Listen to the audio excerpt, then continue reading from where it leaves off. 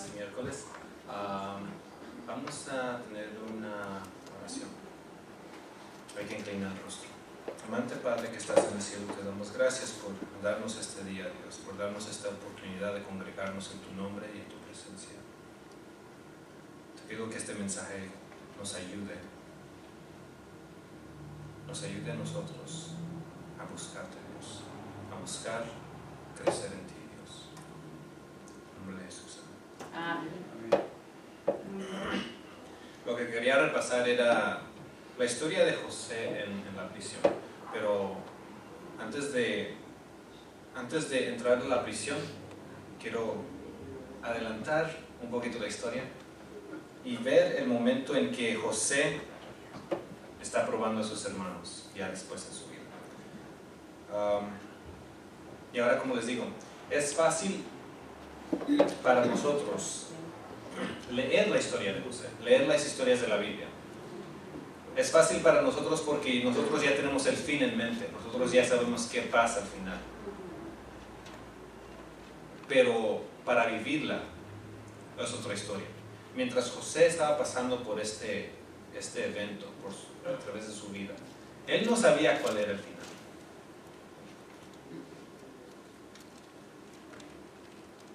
Él no sabía que su historia iba a estar escrita para que todo el mundo la sepa.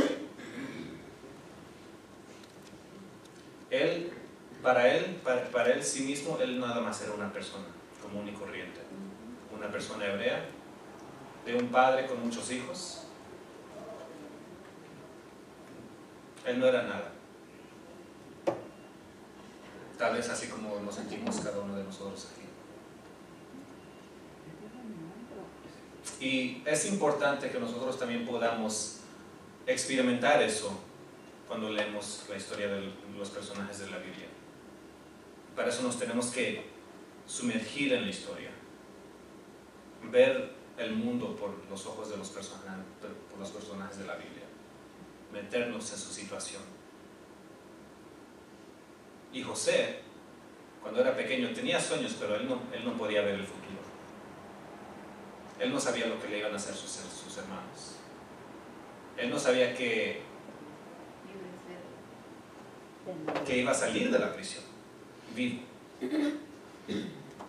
Eso nomás dependía si él creía en los sueños o no. Pero ahora está enfrente de sus hermanos, en el capítulo 42 de Génesis.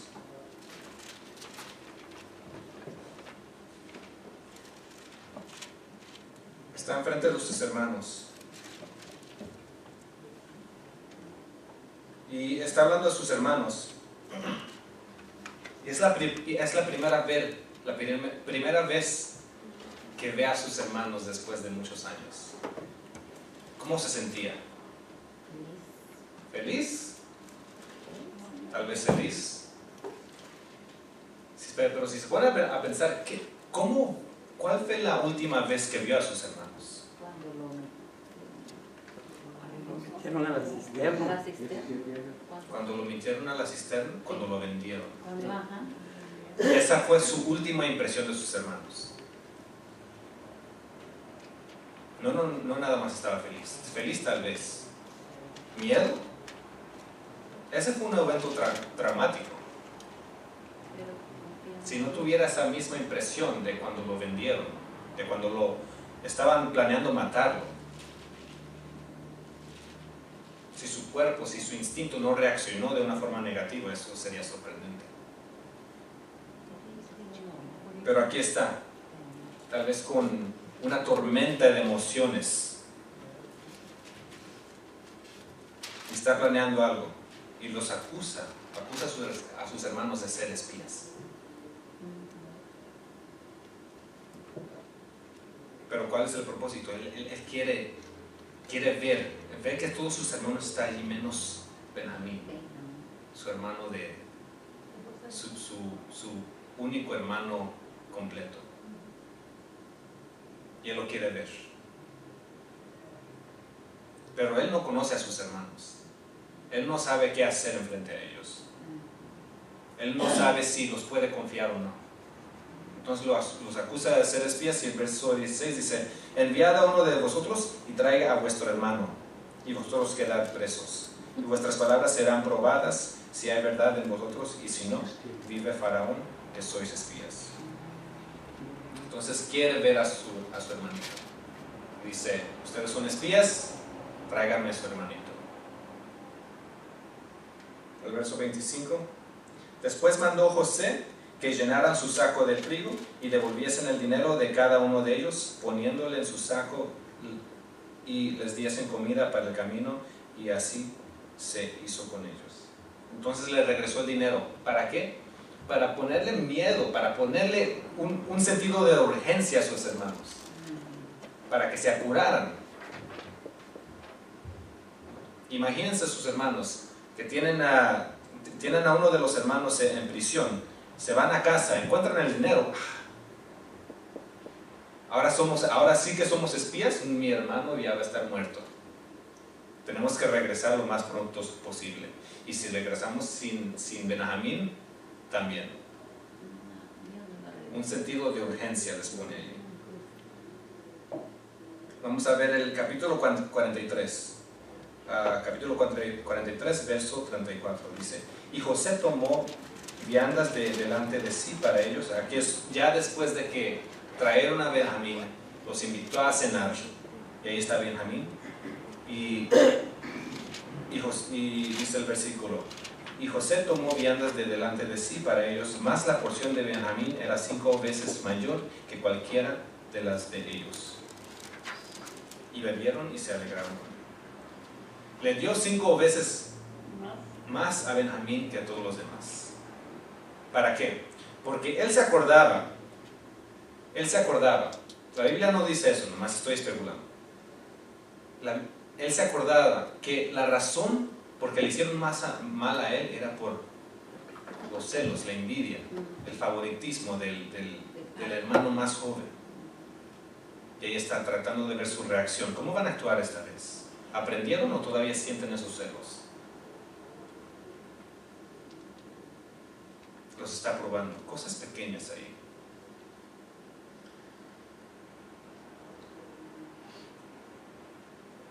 Entonces, no creo que sea por esto, pero cualquier otra persona, si está en esa situación, yo ya estoy en una posición de poder, y aquí están mis hermanos que me traicionaron. Voy a ver cómo los puedo provocar. Ya cuando se van sus hermanos, le pone una copa. ¿Por qué? Porque no confía en sus hermanos. ¿Qué le van a hacer a Benjamín después de que le enseñé favoritismo?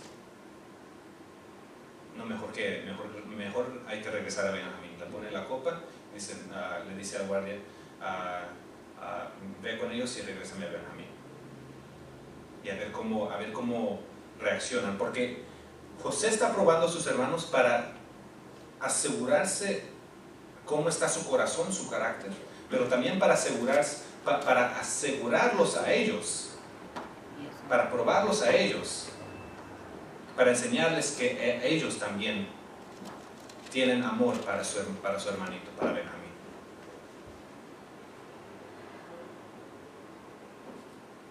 Entonces ahí como que hay una doble prueba. Está probando a sus hermanos para él ver, está probando a sus hermanos para que ellos vean.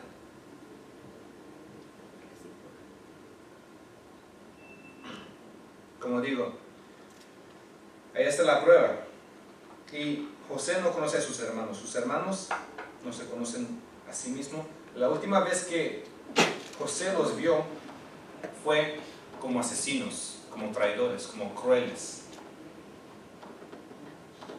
Esa fue la última impresión que José tuvo de sus hermanos. Y la Biblia no repasa tanto esto, pero estoy seguro que José tuvo mucho tiempo y mucha razón para reflexionar en sus hermanos. Tuvo mucho tiempo y mucha razón para odiar a sus hermanos. Imagínense que de un día a otro, un día está con su padre viviendo una vida normal. Sus hermanos tal vez tienen un rencor por ahí. pero ¿qué le va a pasar frente a tus padres? Es una vida normal. De un día a otro, todo cambia. De ser aventado en un pozo, de ser dejado por muerto, de ser recogido, de ser vendido como esclavo. Toda su vida cambió. Todo su futuro cambió. ¿Qué se hizo de sus sueños? Sus sueños nada más eran fantasía. Ni para tener esperanza en lo que iba a ocurrir en sus sueños. Todo su mundo cambió en prisión, y nada más por ese día, nada más por esa acción. Y cada día que estuvo en prisión, estoy seguro que cada día, tal vez por años, estaba pensando en ese evento, en cómo todo pudo cambiar en un abrir y cerrar de ojos. Cómo su vida pudo cambiar tan drásticamente de un día a otro.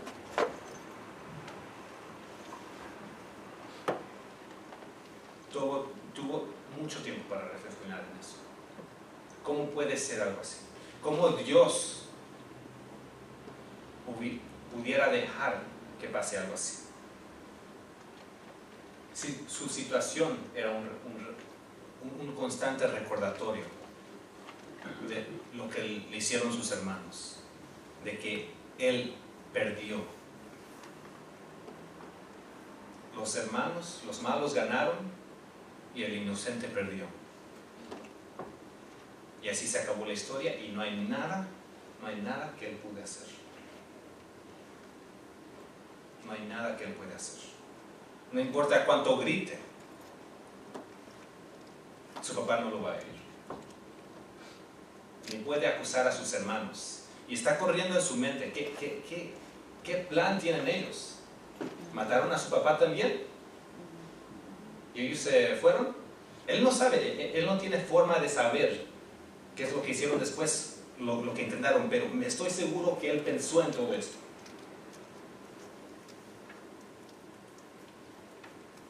Tal vez le mintieron a su papá, o tal vez escuchó su conversación del plan que tenían, de manchar su abrigo en sangre. Y él no tenía forma, él no tenía ninguna forma para dejar salir la verdad, para hacerle saber a su padre lo que hicieron.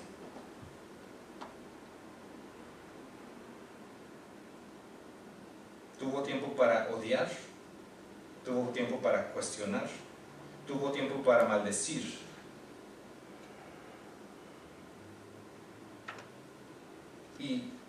Pero todo lo que pensaba, todas sus emociones, toda esa tormenta que estaba dentro de él,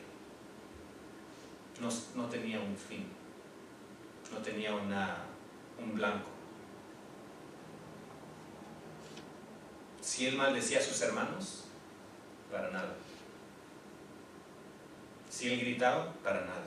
Nadie lo escuchaba, sus hermanos ganaron.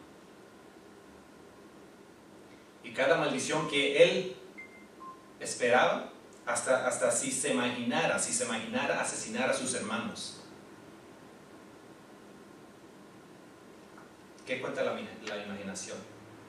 No se podía desquitar, no tenía forma de desquitarse. Esas maldiciones, esa imaginación, todas esas emociones regresaban a él. Cada día se daba cuenta, cada vez que despertaba de esas emociones, él se daba cuenta que estaba en la misma situación y que no se podía salir. La maldición que él daba regresaba a él, porque en el fin no podía hacer nada. El odio que él dirigía a sus hermanos regresaba a él, porque sus hermanos están por ahí viviendo su vida contentos. Y él, el odio que él tenía para ellos, está en su cabeza. ¿Cómo dice Proverbios que ascuas sobre su cabeza?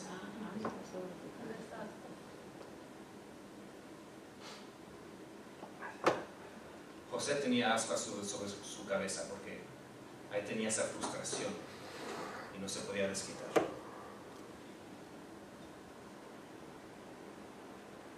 no podía hacer nada con ese odio. Hasta que él se imaginara, de berrinche me voy a morir y a ver qué piensan mis hermanos. Sus hermanos no van a pensar nada.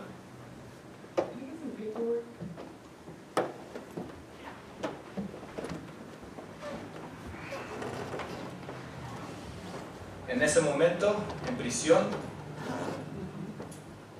él se podía encoger, se podía endurecer, podía llenar su corazón de odio.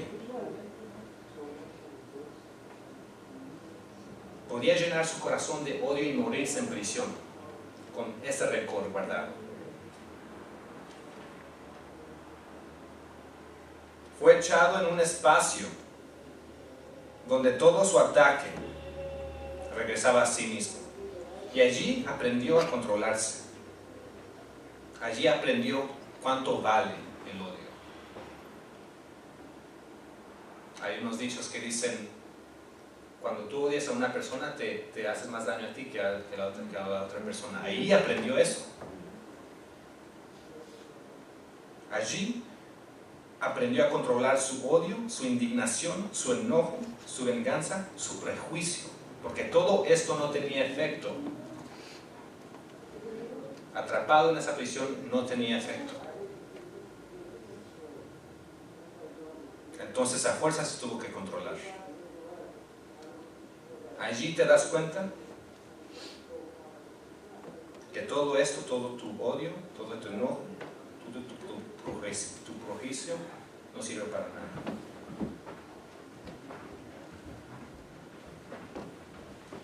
En sus sueños José era admirado por el sol, la luna y las estrellas y escaló hasta la posición junto al faraón. Esta ya es la victoria.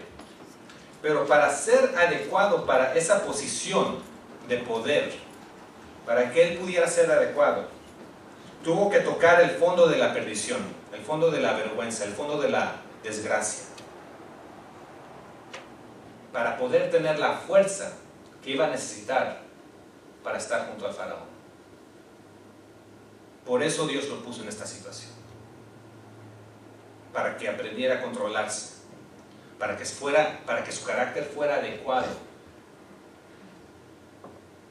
cuando él iba a estar en esa posición de poder, cuando las estrellas se iban a inclinar. Pero no nada más tocar el fondo de la desgracia, porque José se pudo haber muerto en el fondo. Y hay muchas personas que así lo hacen. Se mueren en su frustración, se mueren en su rencor y nunca aprenden la lección. Pero tuvo que tocar el fondo con complacencia y con gracia. Poder estar en esa situación y al mismo tiempo perdonar a lo que lo puso en esa situación. Un rey tiene que tener fuerza. Y si tienes la fuerza de estar en prisión y perdonar, tienes la fuerza para ser rey.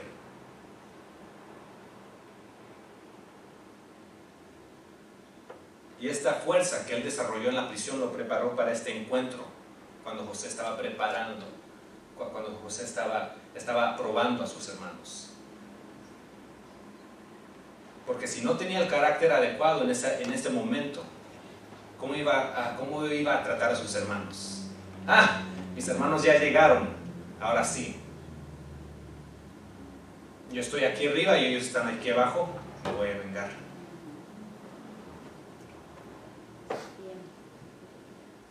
Si él no tuviera la fuerza, así hubiera acabado. Pero por la gracia de Dios, él no podía estar en esa posición de poder si él no hubiera desarrollado la fuerza. Y así es como Dios nos tiene a nosotros. Nosotros no nos tiene en posiciones de poder, en posiciones de influencia, porque no hemos desarrollado la fuerza. Porque si nos diera esa posición, si nos diera estas bendiciones sin tener la fuerza, nos corrompemos a sí mismos, quedamos perdidos, nos perdimos a sí mismos. Y eso hay ejemplos de eso también en la Biblia. El ejemplo de Saúl, que era el más alto, pero no tenía el carácter fuerte para ser rey. El ejemplo de Acab, el rey Acab. Él estaba en una posición de poder, pero seguía siendo manipulado por su esposa. Y el ejemplo de José, si él no tuviera la fuerza en ese momento, tal vez mataría a sus hermanos.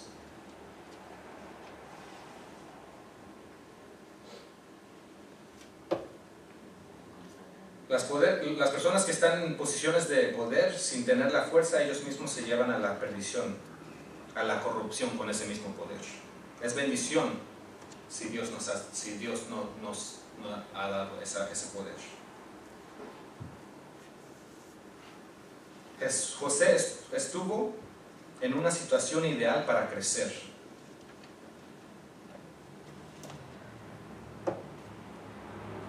Y eso es porque él no podía escaparse sin crecer. Él estuvo en una situación que sus opciones es o crecer, desarrollar la fuerza, perdonar o morir en prisión.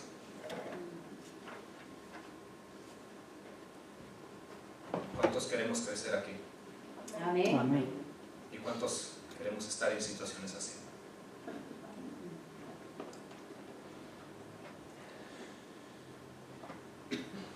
Tal vez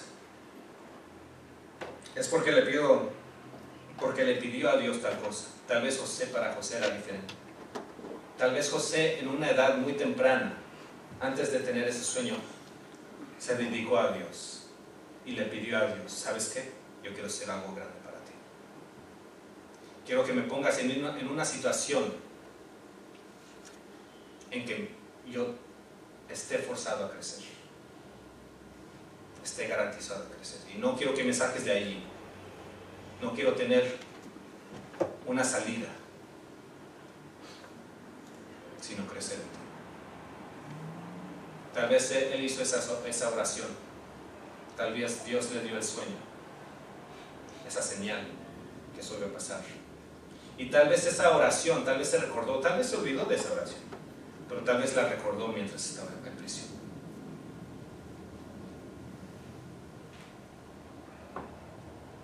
No sé si hay personas aquí que han orado así, pero yo sí he orado así. Y se los digo porque Dios cumple la oración. Y si oras así, si oras a Dios, que Dios te ponga en una situación que no te pueda salir, al menos que crezcas, te va a poner en una situación. Pero también me he dado cuenta que Dios te pone en esa situación. Tú le pides a Dios: no, sácame de aquí, no, esta carga es muy grande para mí, sácame de aquí. Y cuando tú le pides a Dios eso, Él te va a sacar. Y luego dices, así vacilas: quiero crecer, no está muy difícil. Quiero crecer, no está muy difícil. Y por eso nuestro crecimiento se tarda un poco y poco más. En la prueba vacilas y dices: sácame, aliviana esta carga, y Él te lo hace. José en prisión no tenía salida, pero estoy seguro que si él oraba suficientemente, Dios podía hacer un milagro para sacarlo de ahí. Si él decía: ¿sabes qué, Dios? No quiero ser parte de esto, no quiero hacer nada, nomás quiero regresar a mi padre, tener una vida normal, me rindo. Que mis sueños, que el sueño que tuve, que se hagan en nada. Ya no aguanto. Y si él hacía una oración así, Dios podía hacer algo, Dios podía hacer un milagro para sacarlo de ahí. Pero es una decisión constante que uno tiene que hacer. Decir: no, es más importante estar fiel a Dios que que tener una vida de comunidad. Es una decisión que tenemos que hacer constantemente. Y es una decisión que refleja nuestro crecimiento. Y así estamos nosotros. Ninguno aquí somos perfectos y ninguno aquí somos los peores. Pero cada uno que está aquí está en su propio camino y tenemos nuestras propias pruebas. Y Dios sabe cómo están ustedes. Nomás les digo esta historia para que ustedes tengan esa dirección, esa determinación para ser más como Dios. Ustedes ya están salvos por el nombre de Jesús. Dios va a caminar al lado de ustedes, no importa qué rápido camine. Pero ahora esto depende de qué urgencia tienes tú, cuánto amor tienes tú. Los que quieren ser más grandes tienen que estar a lo último. Los que quieren ser primeros tienen que estar a lo último.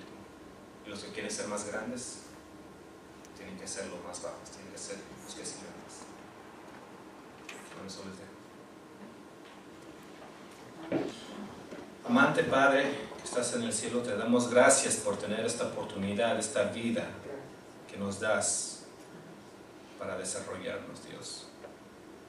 Para confiar en ti en cada momento, en cualquier situación, en cualquier prueba.